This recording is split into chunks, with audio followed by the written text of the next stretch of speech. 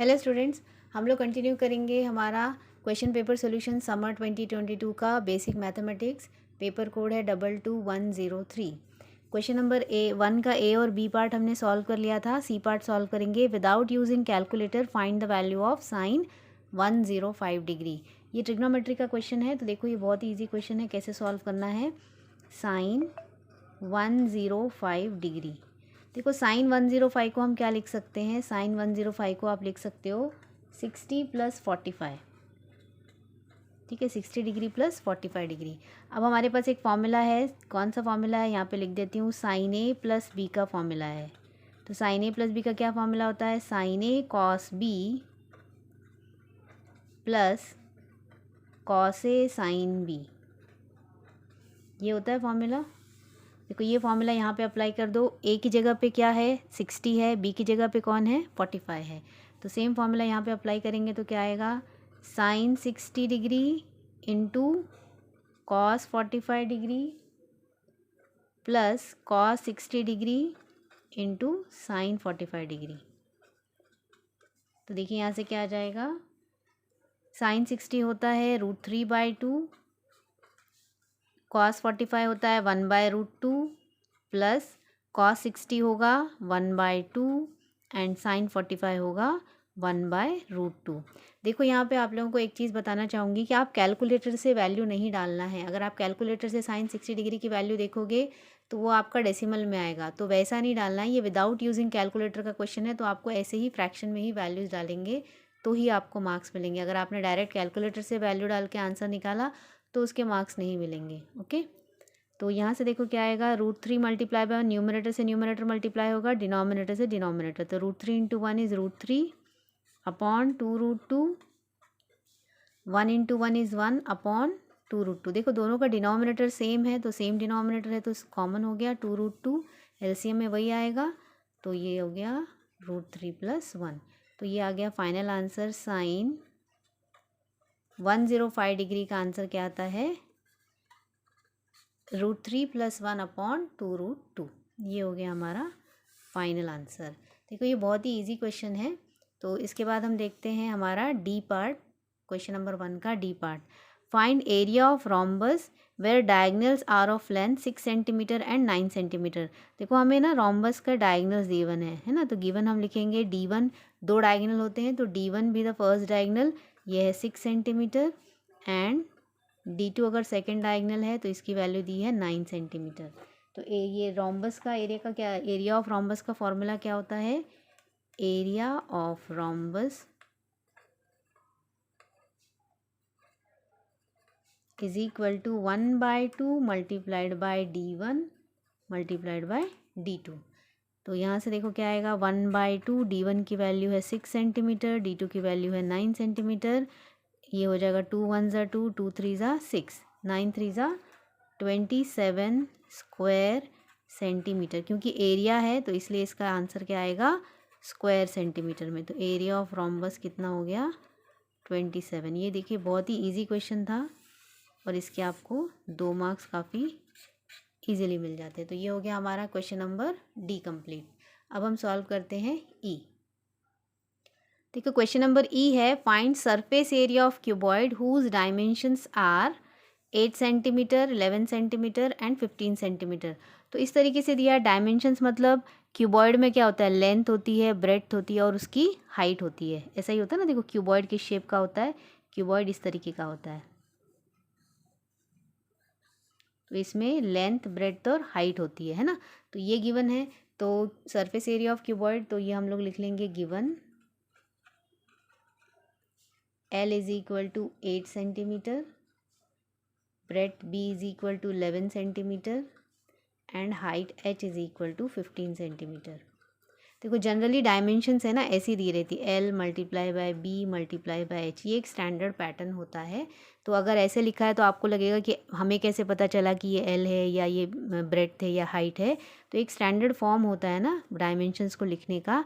तो ये जो जिस तरीके से ये लिखा है इसका मतलब ये फर्स्ट L है, सेकेंड B है और थर्ड H है। ये जनरली ऐसे ही लिखा जाता है। तो सरफेस एरिया ऑफ क्यूबॉइड होता है, surface area of cuboid is equal to 2 multiplied by L into B, B into H plus H into L. ठीक है, तो यहाँ से देखो क्या आएगा, 2 multiplied by L is 8 multiplied by 11 plus 11 multiplied by 15 plus 15 multiplied by 8। तो देखो यहाँ से क्या आएगा, 11 8 ज़ा 88 प्लस ये हो जाता है 11 इंटू 15 इज़ 165 प्लस 15 8 ज़ा 120। इसको जब आप ऐड करेंगे इन तीनों वैल्यूज़ को, तो देखो ऐड करेंगे तो 8 और 5 13 एंड 8 प्लस 2 इज़ 10, 10 प्लस 6 16 और ये हो गया 7 और 1 1 और ये 3। तो इसको 2 से मल्टीप्लाई करिए। ये बहुत ही सिंपल कैलकुलेशन है, आपके पास तो कैलकुलेटर रहेगा तो आप बड़ी आसानी से कर सकते हो। 2 3 ज़ा 6, 2 7 ज़ा 14, 2 3 ज़ा 6 प्लस 1 7, तो 746 स्क्वायर सेंटीमीटर इसका आंसर आएगा एरिया, सरफेस एरिया का। तो surface area is equal to, ये आंसर आया 746 सेंटीमीटर। सो देखो ये भी बहुत इजी क्वेश्चन था। अब हम सॉल्व करते हैं F part. If coefficient of variance is 5 and mean is 60, find standard deviation. देखो कोएफिशिएंट ऑफ वेरिएंस हमें दिया हुआ है, तो देखिए इसको कैसे सॉल्व करेंगे। देखो कोएफिशिएंट ऑफ वेरिएंस का फॉर्मूला होता है coefficient of variance is equal to sigma upon X bar multiplied by 100। तो यहाँ पे सिग्मा क्या शो करता है, सिग्मा होता है स्टैंडर्ड डेविएशन, एक्स बार को हम बोलते हैं मीन। ठीक है, तो देखो हमारे क्वेश्चन में क्या गिवन है, हमारे क्वेश्चन में कोएफिशिएंट ऑफ वेरिएंस भी गिवन है ना। तो हमें क्या क्या चीज़ें गिवन है, वी आर गिवन दैट, अच्छा इसको यहाँ पे लिख लो, ये फॉर्मूला है where sigma is standard, where sigma represents standard deviation and this x bar represents mean. We are given what, we are given coefficient of variance, ये given है, that is 5 और मीन गिवन है, mean मतलब x बार given है 60। देखो इस फॉर्मूले में ये वैल्यू अप्लाई करना है, कोएफिशिएंट ऑफ वेरिएंस मतलब यहाँ लेफ्ट हैंड साइड में अप्लाई करना है, मीन मतलब डिनोमिनेटर सिग्मा हमें फाइंड करना है। सो देयरफॉर क्या हो जाएगा, 5 इज इक्वल टू, देखो कोएफिशिएंट ऑफ वेरिएंस इस फॉर्मूले में, ये फॉर्मूला है, इस फॉर्मूले में आपको कोएफिशिएंट ऑफ वेरिएंस गिवन है दैट इज़ 5, तो मैंने लेफ्ट हैंड साइड में 5 रखा। सिग्मा हमें फाइंड करना है, सिग्मा क्या होता है, स्टैंडर्ड डेविएशन, वही बोल रहा है ना, स्टैंडर्ड डेविएशन फाइंड करो। एंड एक्स बार है 60 मल्टीप्लाइड बाय 100। ठीक है, तो यहाँ पे देखो 0 से 0 कैंसिल हो जाएगा, इस 6 को इधर क्रॉस मल्टीप्लाई कर दो तो 5 6 ज़ा 5 मल्टीप्लाइड बाय 6 हो गया, ये हो जाएगा 10 इंटू सिग्मा। अब देखो 6 5 ज़ा 30 इज इक्वल टू 10 सिग्मा, तो सिग्मा क्या हो जाएगा, standard deviation is equal to 30, ये 10 इधर आएगा तो डिवीजन में चला जाएगा। सो 10 1 ज़ा 10, 10 3 ज़ा 30, तो यहाँ से देखो क्या आया, सिग्मा जो है स्टैंडर्ड डेविएशन वो आ गया 3, है ना। और इसको आप क्या लिख सकते हो, यही क्या रिप्रेजेंट करता है, स्टैंडर्ड डेविएशन को रिप्रेजेंट करता है। ये आ गया हमारा आंसर क्वेश्चन नंबर 1 का एफ पार्ट। अब हम सॉल्व करेंगे जी। देखो क्वेश्चन नंबर जी है, find range and coefficient of range for the following data. देखो रेंज फाइंड करना बहुत ही सिंपल ये है क्वेश्चन है। तो फॉर्मूला क्या होता है रेंज का, L माइनस एस। L मतलब क्या, अगर आप देखोगे तो L मतलब होता है लार्जेस्ट वैल्यू और यहाँ पे S का मतलब होता है smallest value, smallest value.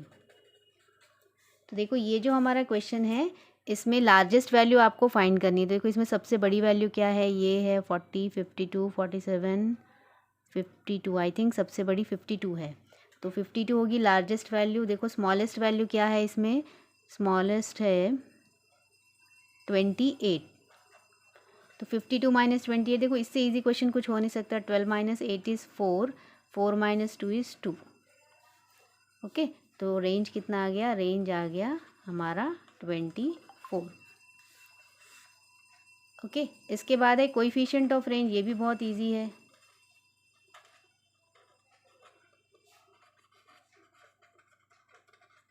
Coefficient of range होता है L minus S upon L plus S, मतलब largest value minus smallest value upon largest value plus smallest value. तो ये दोनों वैल्यूज़ को एक बार ही सब्ट्रैक्ट करेंगे और एक बार ही हम क्या कर देंगे, इन दोनों को ऐड कर देते हैं 28। तो देखो यहाँ से क्या आएगा 24 upon 8 plus 2 10, 5 plus 2 7, 7 plus 1 8, 24 upon 8 आता है। तो ये अगर आप 8 से कैंसिल करोगे तो 8 10 ज़ा 80, 8 3 ज़ा 24। तो 3 अपॉन 10 अगर आप इसको आगे फर्दर डिवाइड करके डेसिमल में लिख सकते हो। ओके, तो ये हो गया हमारा coefficient of range is equal to 3 upon 10। तो इसके बाद ये हो गया हमारा आंसर इसका कंप्लीट। लास्ट क्वेश्चन है क्वेश्चन नंबर 1 का, that is H, find surface area of sphere whose volume is 4 pi by 3 centimetre cube. तो देख लेते हैं इसका सोल्यूशन।